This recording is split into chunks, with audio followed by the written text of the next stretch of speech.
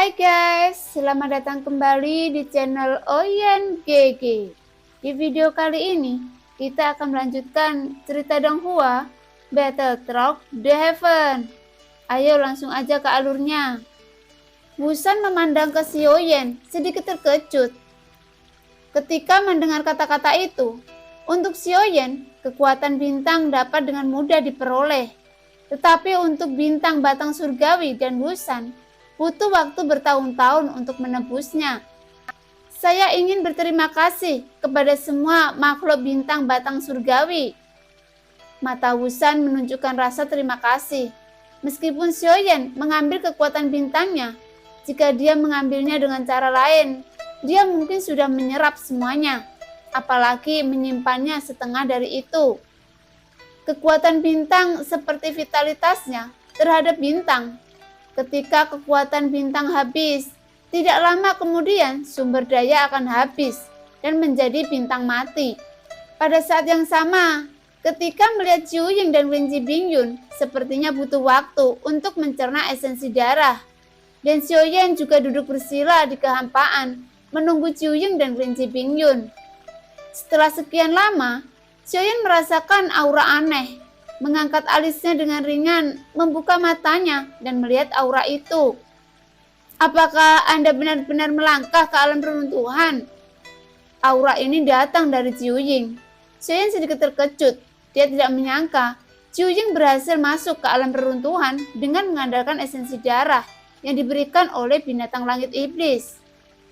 Tentu saja, sebenarnya mungkin Zhuying sudah setengah langkah ke alam reruntuhan dan hanya perlu panduan untuk masuk ke alam reruntuhan.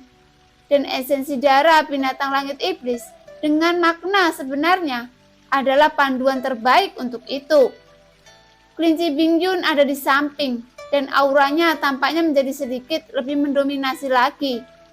Mereka berdua berbalik pada saat yang sama, menatap Xiaoyan dan bergerak hampir bersamaan. Keduanya langsung saling memandang. Keduanya sedikit marah dan mendengus dingin. Aku berhasil, Zhuying berkata dengan heran. Xiaoyan mengangguk sedikit, meskipun dia tidak mengerti seperti apa keberadaan reruntuhan itu. Tetapi dia masih bisa merasakan bahwa Zhuying pada saat ini jelas berbeda dari sebelumnya. Perbedaan ini bukan pada kekuatan, tetapi lebih merupakan aura. Sosok Xiaoyan perlahan datang ke depan Zhuying dan mengulurkan telapak tangannya dari udara. Tenang, tarik nafas dalam-dalam. Pusing itu normal, gumam Xiaoyan. Dan saat berikutnya, dia melihat sosok besar Zhuying menghilang begitu saja. Mata Lin Zibingyun dipenuhi dengan keheranan di samping, dan dia melihat ke kiri dan ke kanan. Tetapi dia tidak menemukan sosok Zhuying, dan matanya menunjukkan sedikit kepanikan. Segera, Xiaoyan mengarahkan telapak tangannya ke Lin Zibingyun, bergumam lagi. Tenang, tarik nafas dalam-dalam. Kepala pusing itu normal. Lin Zibingyun segera berlari kencang dan langsung bersembunyi di belakang Wusan. Dia memandang Xiaoyan sambil mengoceh. Mereka yang membunuh 1000 pisau, kamu tidak bisa menyeberangi sungai dan merobohkan jembatan. Lin Zibingyun jelas tidak tahu bagaimana Zhuying menghilang. Jadi dia akan berpikir bahwa Xiaoyan pasti menggunakan beberapa cara untuk membunuhnya. Xiaoyan tersenyum saat melihat ekspresi ketakutan dari Lin Zibingyun. Meskipun Lin Zibingyun sudah sangat membencinya, Xiaoyan masih tidak bisa berhenti menggodanya. Lupakan saja, karena kamu melindungi avatarku dari dewa asli, aku akan mengampunimu kali ini. Xiaoyan berkata dengan nada bercanda. Dengan ini, Bingyun Tu merasa bahwa Zhuying dibunuh oleh Xiaoyan. Di mana Zhuying? Apa yang Anda lakukan dengan itu? Lin Zibingyun bersembunyi di belakang Wusan dan bertanya dengan marah. Kamu juga melihat bahwa itu tidak menghormatiku. Jadi, sudut mulut Xiaoyan terangkat, menunjukkan senyum jahat. Mata Lin Zibingyun melihat pada Xiaoyan. Benar-benar ada sentuhan kekaguman. Karena melihat mata kelinci itu, dia mungkin benar-benar mempercayainya. Kamu membunuh 1000 pisau. Kamu sangat kejam, Kelinci Bingyun menggertakkan giginya dan langsung berkata, "Tentu saja, aku menyembunyikan kekuatanku. Tidak bisakah kamu melihatnya?" Xiaoyan menyipitkan matanya sedikit dan kelinci Bingyun menatap Xiaoyan dan menggeram rendah. Tapi suara itu tampaknya tidak memiliki efek jerah. Sebaliknya, itu membuat orang merasakan kelucuan yang kontras. Xiaoyan menempatkan kelinci Bingyun yang tertegun sejenak. Dan kemudian Xiaoyan menunjukkan senyum puas di wajahnya. Setidaknya jalan kelinci harus sedikit lebih tenang. "Ayo pergi, saatnya kita pergi dari sini." Xiaoyan berkata perlahan. Untuk Jiu Ying, tentu saja dia tidak dilenyapkan oleh Xiaoyan, tetapi berhasil memasuki Dilingsu, pagoda kekosongan roh. Setelah memastikan bahwa Jiu Ying aman, Xiaoyan tidak berencana untuk tinggal di sana lebih lama lagi. Perjalanan ke jurang dan wilayah kutub hampir tiba, dan inilah waktunya untuk berangkat. Namun, sebelum pergi, Xiaoyan masih berencana untuk pergi ke mayat dewa asli bintang 5. Bagaimanapun, dia telah berjanji kepada Wusan untuk membalikan kekuatan bintang batang surgawi. Dan dewa asli bintang 5 masih mengandung kekuatan bintang yang cukup agung, yang dimungkinkan untuk memisahkan kekuatan bintang dari dewa aslinya. Sebagai gantinya, saya berencana untuk pergi ke dewa bintang 5 untuk mendapatkan beberapa kekuatan bintang untuk mengisi setengah dari bintang batang surgawi yang diambil oleh avatar dewa asli. Tampaknya setelah diintimidasi olehnya, kelinci Bingyun menjadi sedikit lebih pendiam di sepanjang jalan. Tetapi keheningan semacam ini tidak berlangsung lama, dan kelinci Bingyun mulai bertanya berulang kali kepada Xiaoyan, apakah Jiu Ying benar-benar dibunuh olehnya. Jelas, butuh waktu lama bagi kelinci Bingyun untuk bereaksi. Kemungkinan Xiaoyan melenyapkan Jiu Ying sangat rendah. "Kamu tidak akan tahu jika kamu mencobanya." Xiaoyan tidak mengatakan yang sebenarnya kepada kelinci Bingyun, yang membuat kelinci Bingyun curiga lagi. Tetapi dia tidak berdaya melawan Xiaoyan, karena dia sudah lama tidak menyukai Xiaoyan. Tentu saja, Xiaoyan juga mengetahui hal ini. Tapi Xiaoyan sepertinya menyukai cara kelinci tidak bisa memahaminya dan tidak bisa membunuhnya. Itu bahkan membuat kelinci Bingyun lebih besar, dan Xiaoyan duduk bersila di atasnya. Wusan sepertinya bisa mendengar hati kelinci Bingyun menghembuskan nafas ke Xiaoyan. Setelah sekitar setengah jam berlalu, Xiaoyan datang lagi ke mayat dewa asli bintang 5. Namun, Xiaoyan tidak tinggal terlalu lama, tetapi mengambil sebagian dari kekuatan bintang-bintang. "Terima kasih atas kebaikan Anda, senior. Saya bukan dari dewa asli, tapi saya tidak akan pernah melupakan bantuan yang diberikan dewa asli kepada saya. Jika saya bisa, saya akan menghidupkan kembali darah dewa asli." Xiaoyan menggenggamkan tinjunya pada dewa asli bintang 5. Setelah menyelesaikan semuanya, Xiaoyan hendak mundur dan pergi. Tetapi saat Xiaoyan hendak pergi, tiba-tiba sebuah suara kuno masuk ke dalam jiwa Xiaoyan. "Junior, bisakah kamu melakukan apa yang kamu katakan?" Xiaoyan tiba-tiba terkejut. Suara itu meledak di jiwa Xiaoyan seperti dewa petir. Namun, Xiaoyan jelas telah menyapu oleh kekuatan jiwanya sebelumnya. Dan tidak ada jiwa yang tersisa di mayat dewa asli. Dan percakapan sebelumnya juga dilakukan oleh jiwa Jimmy. Dan sekarang, jiwa Jimmy telah musnah oleh Xiaoyan. Dan sumber suara ini jelas berbeda dari jiwa Jimmy. Rasa berat ini membutuhkan waktu bertahun-tahun untuk menetap. "Junior, ini secara alami akan melakukan apa yang saya katakan." Xiaoyan dengan sungguh-sungguh mengepalkan tinjunya dan berkata dengan tegas lagi, "Klan dewa asli saya telah musnah. Saya tidak pernah berpikir bahwa saya akan sangat kesepian di dunia ini sampai saat ini. Dan klan saya yang harus disalahkan atas semua ini. Dewa asli direduksi menjadi boneka orang lain.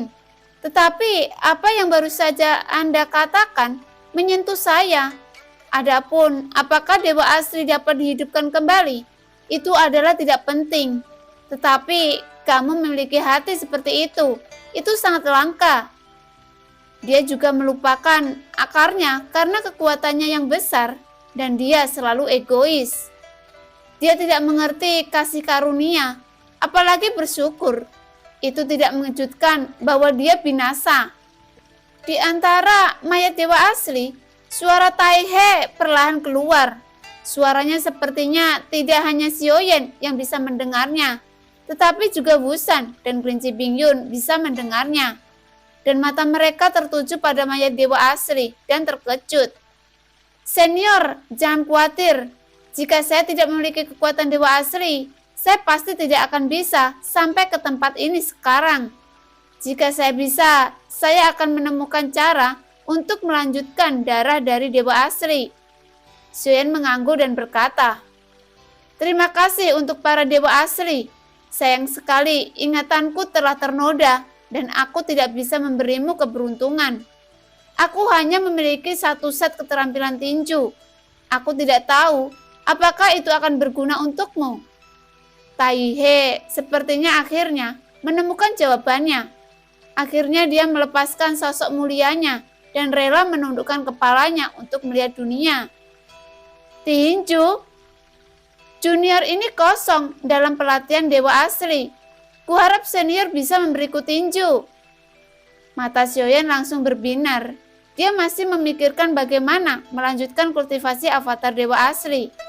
Tapi dia tidak menyangka bahwa dia berencana untuk melakukannya. Pergi pada saat yang sama, saya akhirnya mendapat rezeki nomplok. 82 perubahan para dewa. Teknik tinju ini adalah satu-satunya memori lengkap yang saya miliki. Itu tidak dianggap sebagai teknik tinju terkuat dari klan dewa asli. Tetapi itu seharusnya tidak cukup bagi Anda sekarang. Melompati pengeboman dan pembunuhan semua hal yang mudah. Tai He berkata perlahan, dan pada saat yang sama, gerakan tentang rangkaian teknik tinju ini masuk ke dalam pikiran Xiaoyan. Xiaoyan tiba-tiba merasa pusing dan segera duduk untuk memilah-milah informasi yang berbintik-bintik pada saat ini. Hampir tidak mungkin untuk menyadarinya. Jadi, cara terbaik untuk Xiaoyan saat ini adalah dengan mencatatnya di slip giok. Tanpa kekosongan dan mimpi, keterampilan bertarung semacam ini bukanlah sesuatu yang bisa dipahami Xiaoyan dengan kekuatannya saat ini. Setelah mencatat informasi tersebut, Xiaoyan menghela nafas lega. Setelah menyeka keringat dari dahinya, dia melihat slip batu giok di tangannya dan merasa sangat puas. Sejak itu, bukan hanya metode pertarungan sederhana, Xiaoyan memiliki sedikit pengalaman tentang metode tinju ini. Ini adalah teknik tinju yang kuat yang hanya dapat dilakukan oleh tubuh fisik dewa asli. Ketika ada kesempatan, Xiaoyan dapat menggabungkan teknik tinju ini dengan avatar dewa asli. Kebetulan dewa asli tidak memerlukan keterampilan bertarung yang terlalu rumit. Bahkan 82 perubahan dewa. Jika suatu hari Anda dapat memahaminya, Anda benar-benar akan menemukan bahwa apa yang disebut 82 perubahan hanyalah satu pukulan. Setelah Tai He memberikan metode tinju ke Xiaoyan, dia masih tidak lupa memberi Xiaoyan beberapa petunjuk.